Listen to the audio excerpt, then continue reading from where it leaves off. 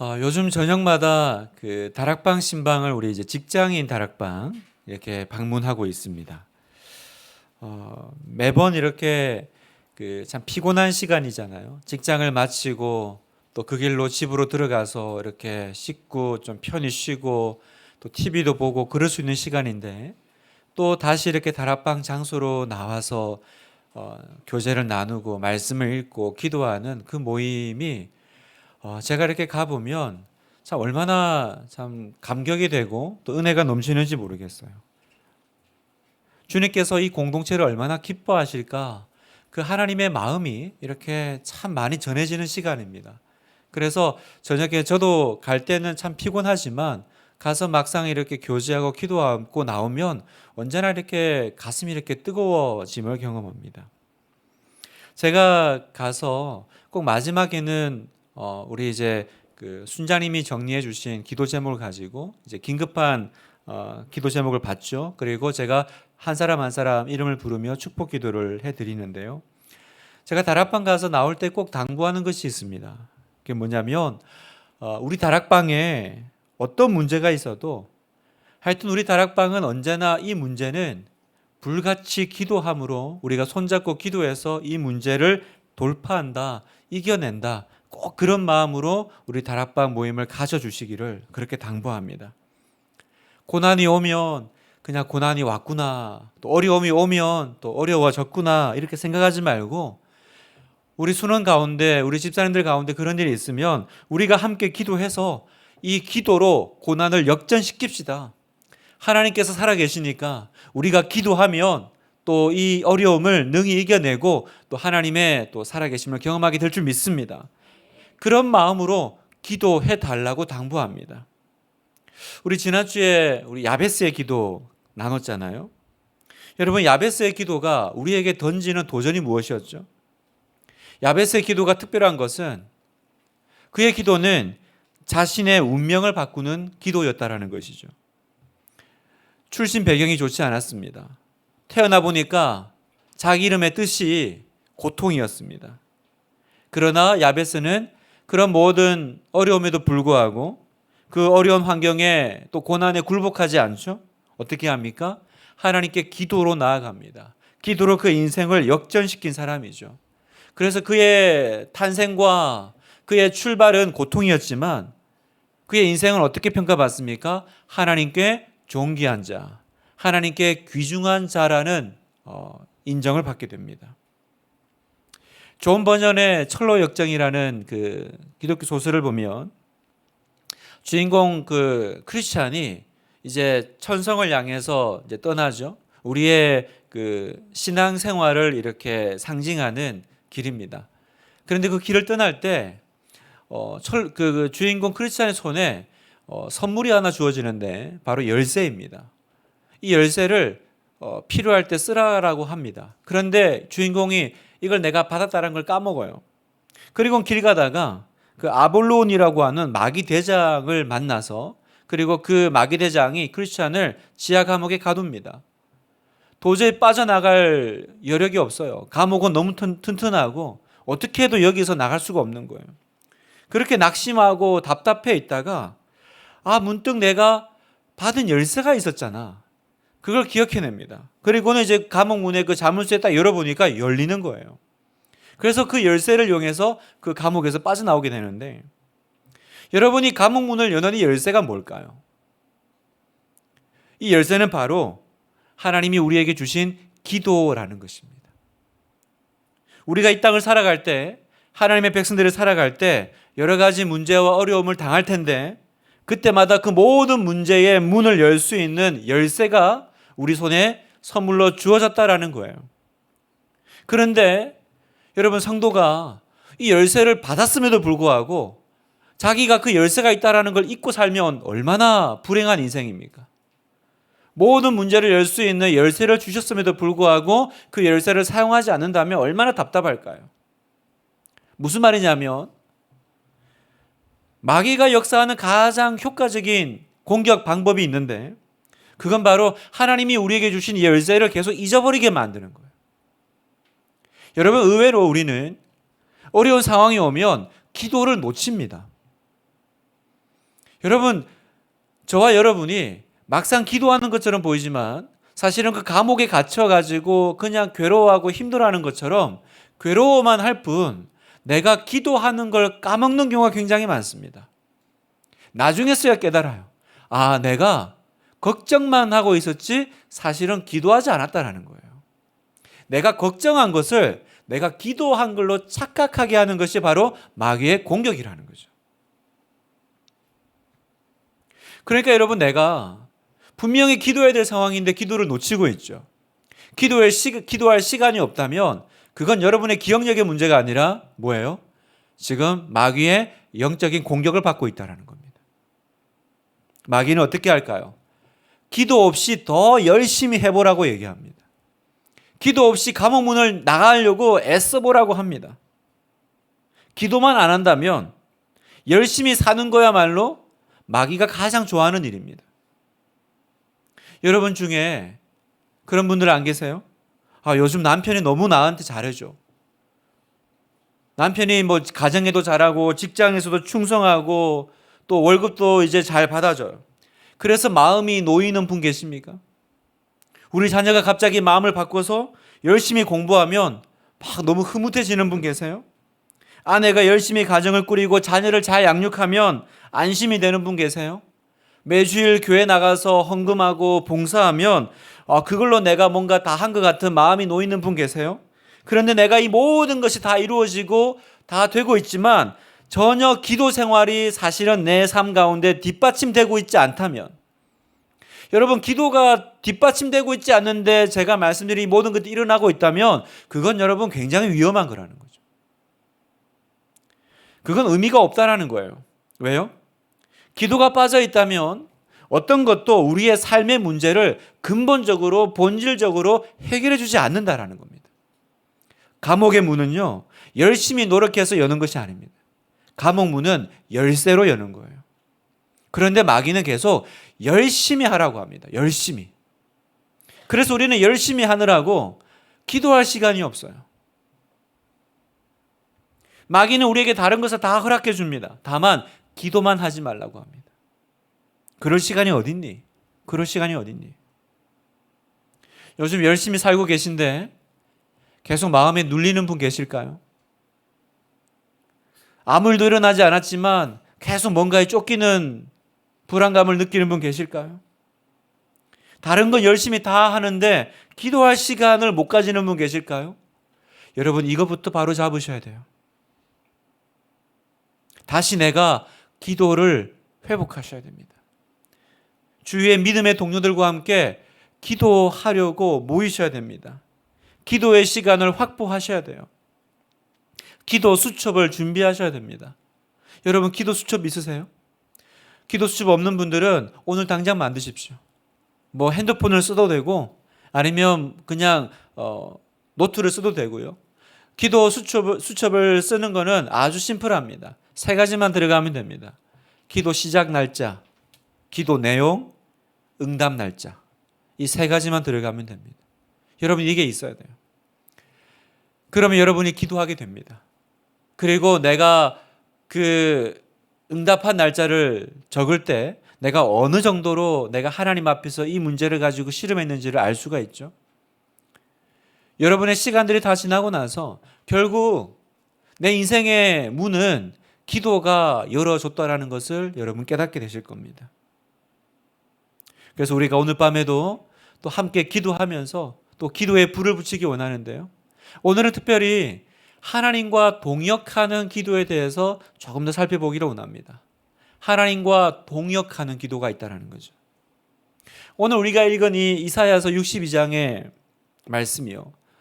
이 이사야 선지자가 이제 활동하는 시대인데, 이 시대는 이스라엘 백성들이 우상 숭배하고 하나님의 말씀을 떠나 살았던 시대입니다.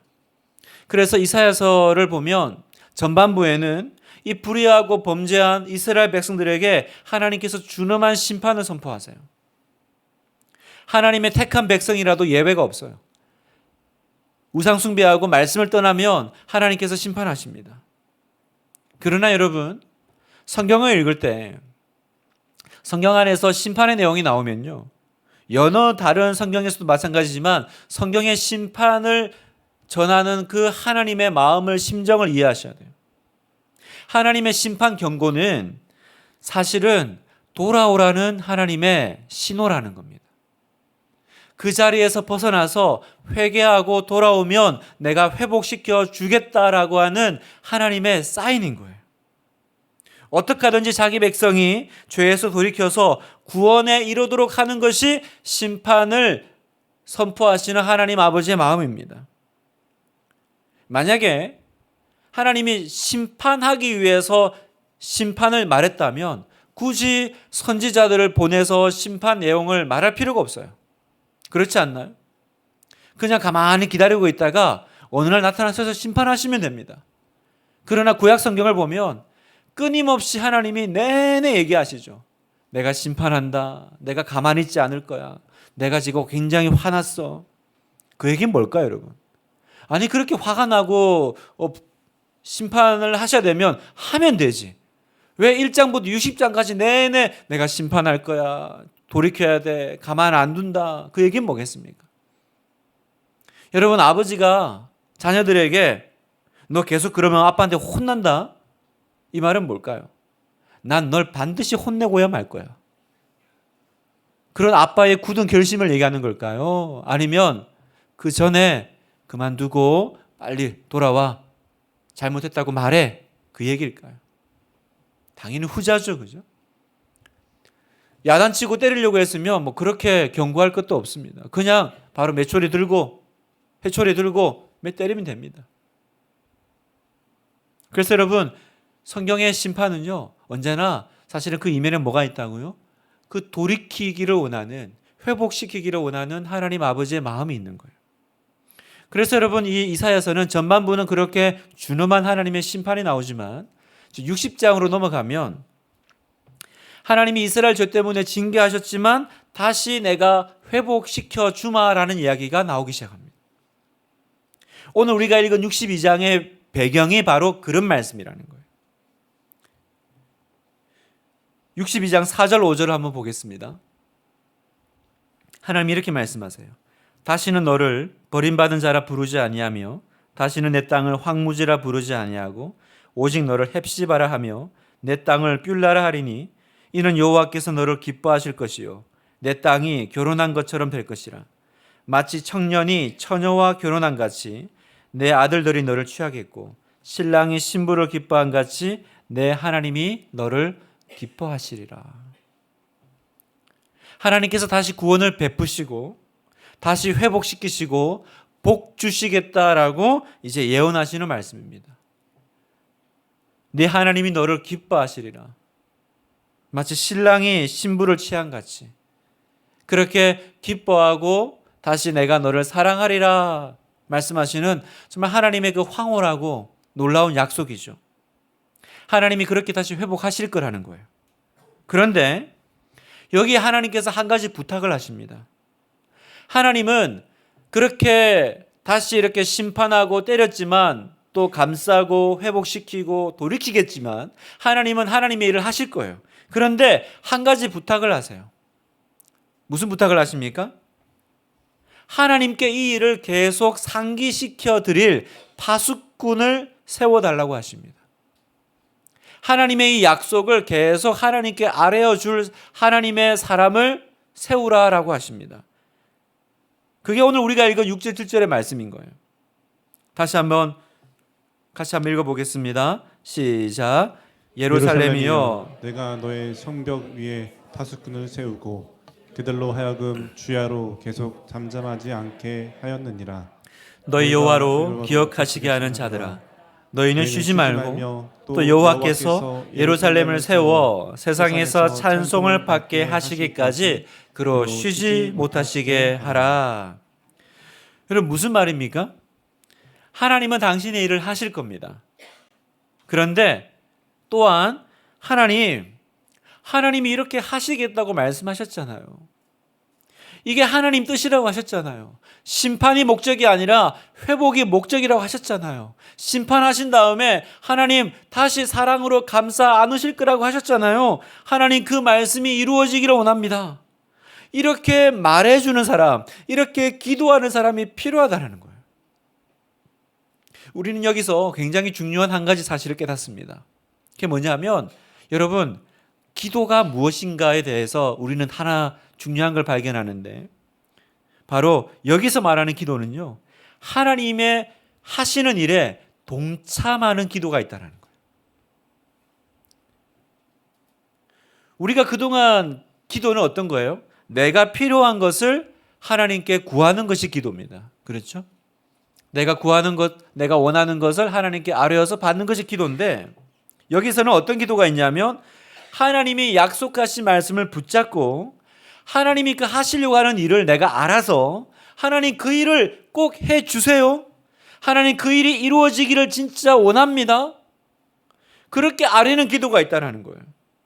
하나님은 이렇게 기도하는 사람들을 뭐라고 부르냐? 하나님의 동역자라고 부르신다는 거예요. 사랑하는 여러분, 저와 여러분은 기도로 하나님과 동역하는 하나님의 사람인 줄 믿습니다. 여러분 아멘이시죠? 여러분 얼마나 놀라운 일입니까?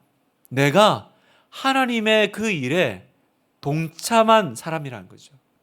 내가 하나님과 그 일을 함께 동역해 나가는 그 영광을 우리가 누리고 있다는 겁니다. 어떻게 해요? 기도를 통해서.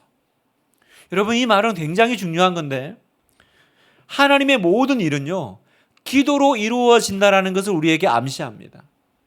하나님이 그 일을 하실 건데 그러나 그 일이 진행되도록 기도해야 될 거다. 주야로 계속 잠잠하지 않게 하라. 너희 여호와로 기억하시게 하는 자들아 너희는 쉬지 말며 그로 쉬지 못하시게 하라. 하나님이 그 일을 하시는데 하나님은 당신이 그 일을 어디에 근거를 두고 하신다고요? 하나님의 백성들이 그 일을 위해서 중보하는 그 기도에 하나님의 사역에 근거를 두신다는 거예요.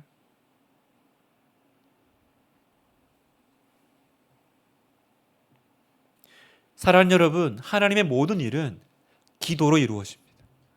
이게 하나님이 일하시는 방식이다라고 우리에게 말씀하시는 거예요.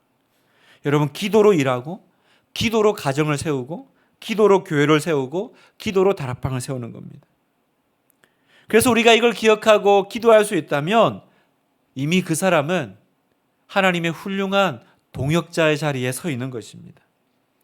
하나님은 여러분의 기도를 통해서 당신의 일을 시작하시고요. 또 반대로 기도가 중단되면 하나님의 일도 중단됩니다. 하나님은 그렇게 하기로 결정하신 거예요. 여러분 하나님 나라에서 기도가 이렇게 중요한 것입니다. 오늘 하나님은 우리에게 이 놀라운 중보기도의 자리로 바로 하나님과 동역하는 기도의 자리로 저와 여러분을 초대하고 계신 거예요. 또 다른 수준의 기도가 있다는 거죠. 내가 원하는 것을 구해서 받는 기도도 좋지만 너 나랑 같이 일해 볼래? 너 나랑 같이 동역해 볼래? 하나님 나라의 일을 한번 만들어 가 볼래? 자, 이 기도는 어떻게 하는 걸까? 기도로 하나님과 동역한다는 것이 뭘까? 세 가지를 여러분과 오늘 나누고 같이 붙잡고 기도하기를 원하는데요. 첫째, 초점을 나에게서 하나님께로 옮기는 것입니다. 초점을 하나님께로 옮기는 거예요. 조금 전에도 말씀드렸듯이 지금까지 우리의 기도는요, 내 소원을 아뢰는 거죠. 그리고 무엇인가를 바라는 것에 내가 집중했어요. 그런데 이제는 어떻게 하는 겁니까? 우리의 삶 가운데 하나님이 하실 일에 대해서 내가 기도로 반응하는 것입니다. 하나님, 우리 가정에 어떤 일을 하기를 원하세요? 하나님, 우리 교회가 어떤 일을 하기를 원하세요? 하나님, 제가 직장에서 어떻게 하기를 원하세요? 이렇게 기도하는 겁니다. 하나님, 이렇게 해주세요. 하나님, 이렇게 됐으면 좋겠습니다가 아니라 어떻게 하기를 원하세요? 이건 뭡니까? 초점을 나에게서 하나님께로, 하나님의 관심사로 옮기는 거죠. 나는 이걸 원하지만 만약에 하나님께서 저걸 원하신다면 제가 그걸 기도하겠습니다. 그걸 원하겠습니다. 나는 우리 교회가 이런 교회가 됐으면 좋겠는데 하나님이 우리 교회가 저런 교회가 되기를 원하신다면 하나님 그게 뭡니까? 가르쳐 주십시오. 하나님.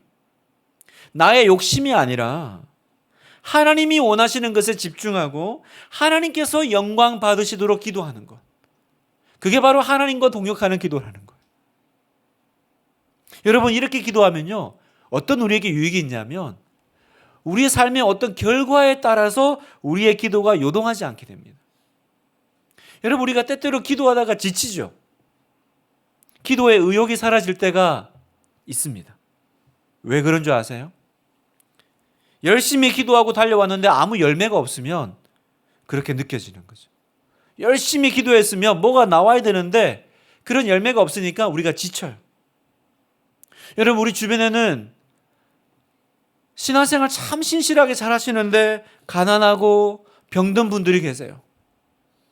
그런가 하면 하나님 앞에 바르게 살지 않는데도 부유하고 건강하고 형통한 분들이 또 있어요. 그럴 때 진짜 힘 빠지죠.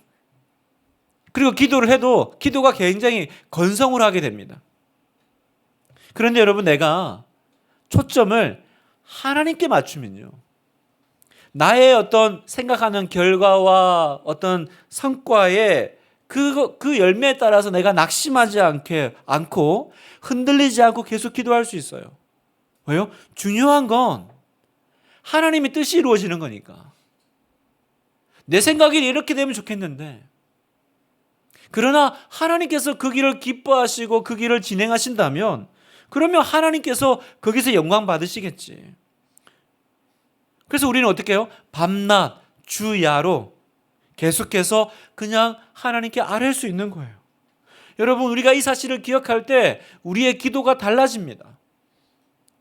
하나님이 하시겠다고 한 그 일이 이루어지게 해달라고 기도할 때 우리는 더 이상 내 삶에 일어난 어떤 열매나 결과 때문에 초조해하거나 흔들리지 않게 됩니다. 두 번째, 어려운 문제를 보는 눈을 바꾸는 것입니다. 어려운 문제를 보는 눈을 바꾸는 거예요. 여러분 예전에는 힘들고 어려운 일은 외면하고 피하고 싶은 일입니다. 그렇죠. 사람 마음 다 똑같지 않겠어요? 편안하고 대우받는 것이 좋지 힘들고 힘든 거 좋은 사람 누가 있겠어요? 그런데 내가 하나님과 동역한다라는 관점에서 보면 힘든 일이 진짜 중요한 일이라는 것을 깨닫게 됩니다. 그렇지 않겠습니까, 여러분? 여러분 한번 상상해 보세요. 나중에 내가 내 인생을 다 살고 주님 앞에 서게 됐을 때 내 인생을 뒤돌아보면 뭐가 기억에 남을까요? 내가 하나님 앞에서 내 인생을 돌아봤을 때 내 기억에 남는 건 뭘까요? 그건 힘들고 어려웠던 그 시간에 내가 기도로 하나님과 동역해서 그 하나님의 일을 이루어낸 것. 여러분 그것만 기억에 남을 것 같지 않아요? 아무 일도 일어나지 않고 편안하고 평범했던 시간들이 하나님 앞에서 회상할 기억거리가 될까요? 어느 장로님이 마지막 은퇴식을 하는데 다들 축복하시고 이렇게 장로님 너무 좋겠습니다. 장로님처럼만 인생을 산다면 너무 복받은 인생일 것 같아요. 근데 장로님이 별로 표정이 안 좋으신 거예요. 아니 이렇게 좋은 날 이렇게 누구에게 다 존경받고 칭찬받으시는데 장로님 왜 이렇게 표정이 안 좋으세요?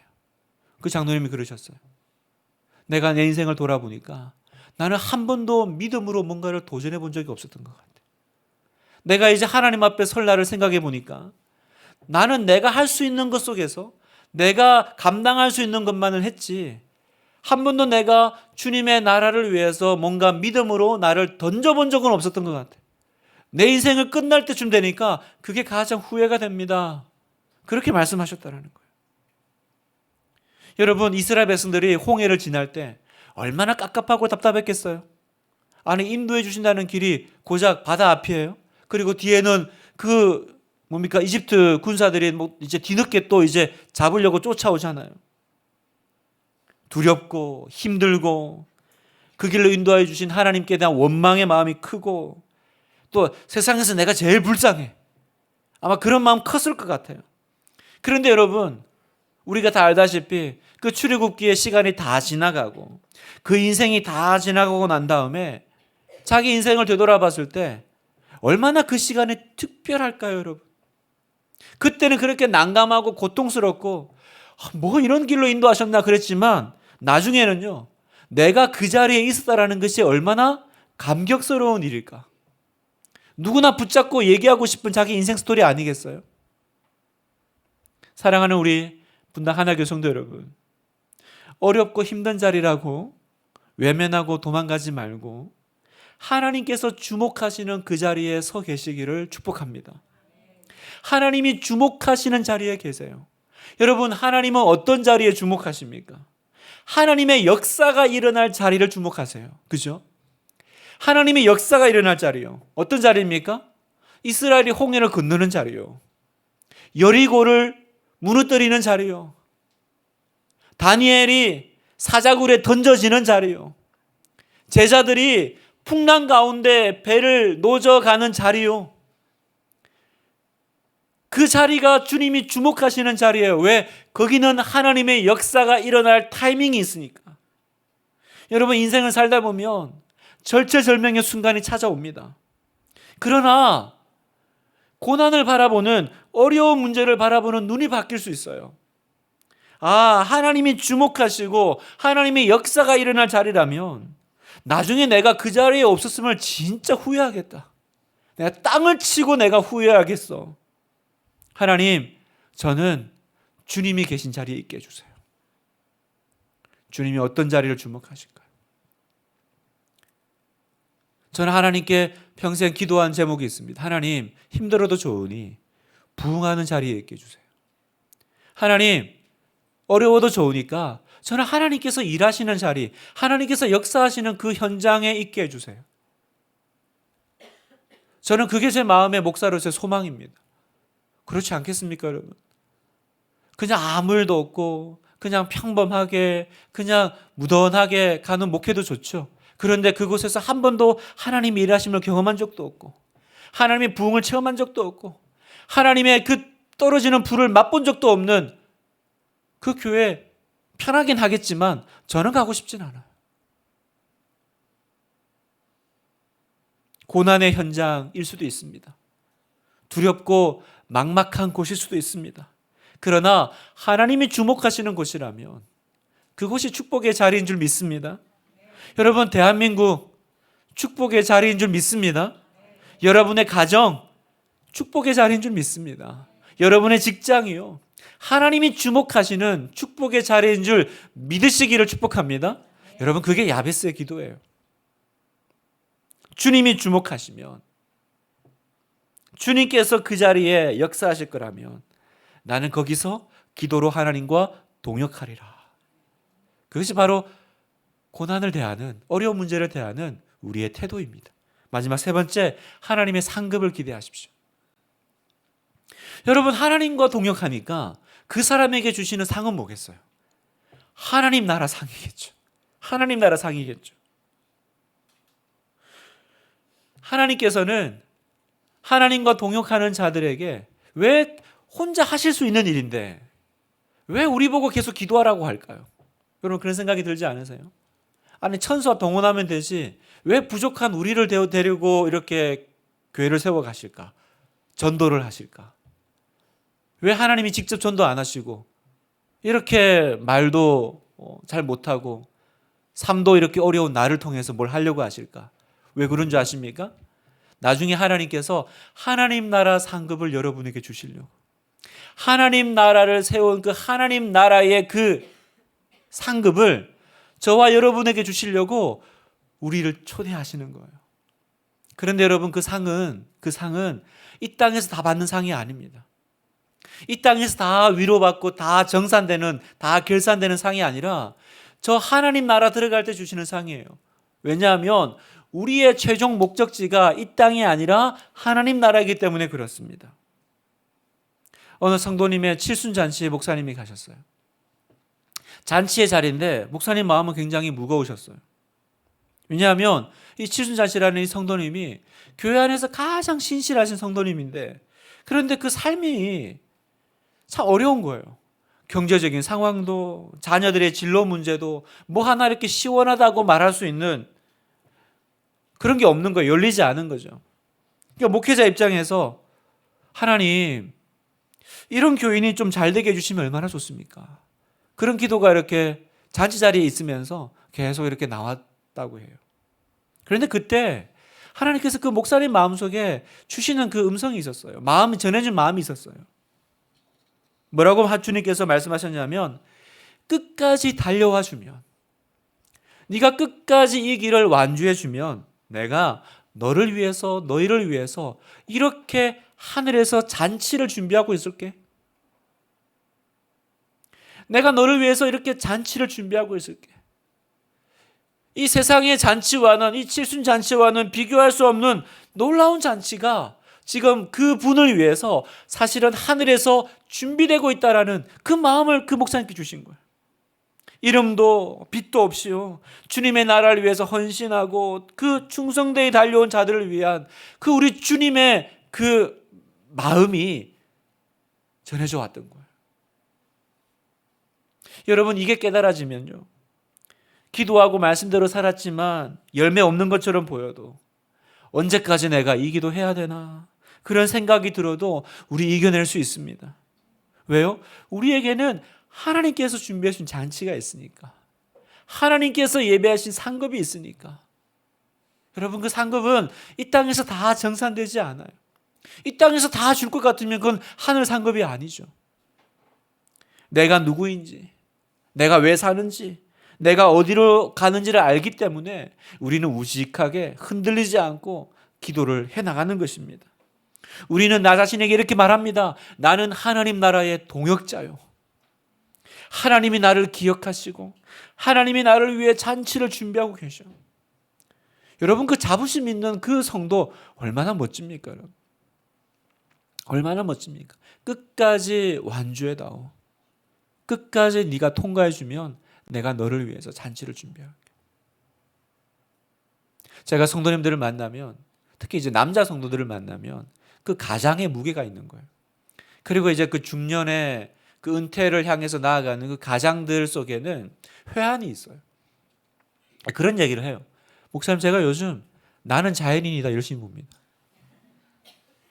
그 산속에 들어가서 모든 걸 다 내려놓고 그냥 이렇게 편안하게, 뭐 편안한 건 아닌 것 같아요.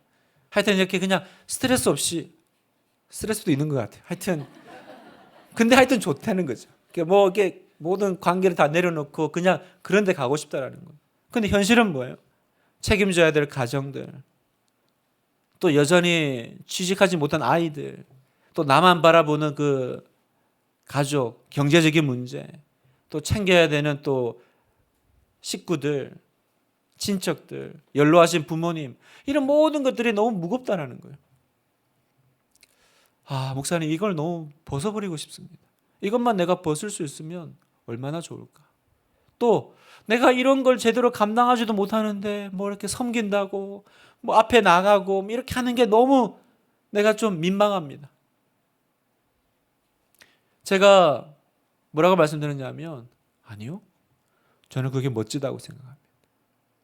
그런 상황이라서 너무 민망한 게 아니라 그 모든 건 내려놓을 수도 있고 그냥 훌훌 털어버리고 저 어디론가 그냥 산속에 나는 자연인처럼 살 수 있지만, 그러나 내가 여전히 이 자리에 서서 하나님 나라의 그 무게를 짊어지고 지난 일주일 동안 너무나도 괴로웠지만, 그러나 그 짐을, 십자가를 지고 주님을 따라 그 일주일의 삶을 살고 하나님 앞에 예배드리러 나와 하나님 앞에 기도하러 올라가고 주보를 들고 안내를 하고 그 어려움을 이겨내고 그 자리에 서시는 우리 집사님들이 저는 너무 귀합니다.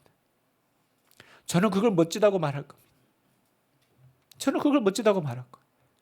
아무 어려움도 없는 그 삶이 아니라 그 삶에도 불구하고 그걸 이겨내고 그 삶을 지켜내는 사람이 멋진 거 아니겠어요? 그 사람이 하나님 나라의 동력자 아니겠어요? 말씀을 마무리하면서, 사랑하는 여러분, 하나님은 지금도 당신의 일을 함께 이루실, 쉬지 않고 기도할 동역자를 찾으십니다. 우리의 기도가 하나님 나라의 그 사역의 근거가 돼요. 나중에 누가 알겠어요? 내가 그때 네 기도 때문에 이 일을 이루었다라고 해주실지, 그때 네 가정이, 그때 그 교회가, 그때 그 나라가 너 기도 때문에 섰어, 그거 아니? 라고 말씀해 주실지 누가 알겠어요? 마귀는 지금도 하나님께 계속 따질 거예요. 하나님, 아무도 당신의 나라가 이 땅에 임하는 걸 원하지 않습니다. 아무도 기도하지 않고 있어요.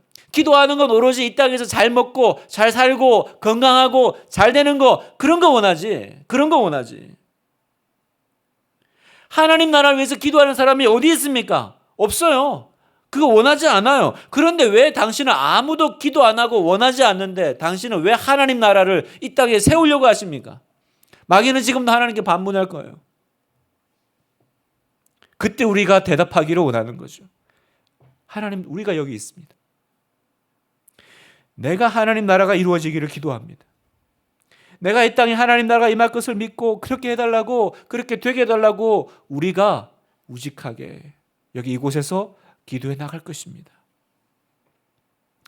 그때 하나님께서 우리의 기도를 받으시고 이 땅에 당신의 일들을 이루어 나가실 것을 믿습니다. 사랑하는 여러분, 우리의 모든 기도 제목이 여기서 나오기를 축복해요. 나는 왜 건강해야 됩니까? 하나님 나라를 위해서. 왜 나는 재정이 필요하죠? 하나님 나라에 쓰임받기 위해서. 왜 나는 성공해야 되죠? 하나님 나라가 이 땅에 임하는 것을 보기 위해서. 여러분, 그렇게 기도하십시오. 그렇게 우리가 기도할 때 우리의 기도는 하나님과 동역하는 기도가 될 줄 믿습니다.